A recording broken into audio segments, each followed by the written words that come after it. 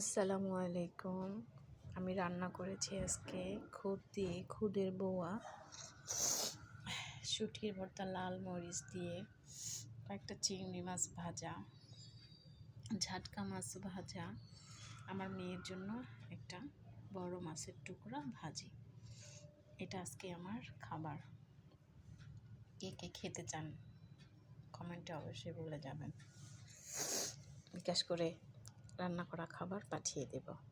এখন জানেন বিকাশ করে খাবার পাঠানো যায়। অনেক পছন্দের একটা ভর্তা।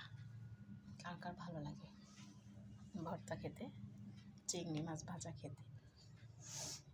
ঠান্ডার জন্য কথা বলতে পারতেছি না। জানেন ফিলিস্তিনের একটা বাচ্চা কি বলেছিল? আপনারা হয়তো ভুলে গেছেন। সে বলেছিল আমি মরে যেতে চাই। কেন বলেছিল জানেন?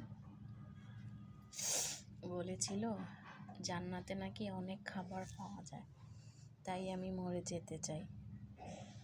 কতটা খাবারের অভাবে বাচ্চাটা এই কথাটা বলেছিল, একটু ভেবে দেখবেন কি? আমাদের তো খাবারের অভাব নাই, ফিলিস্তিনের বাচ্চারা খাবারের অভাবে বলতেছে আল্লাহ আমাকে নিয়ে নাও, আমাকে মরণ দাও। শুনেছি মরার পরে জান্নাতে অনেক খাবার পাওয়া যায়, এজন্য বাচ্চারা আল্লাহর কাছে মৃত্যু কামনা করতেছে।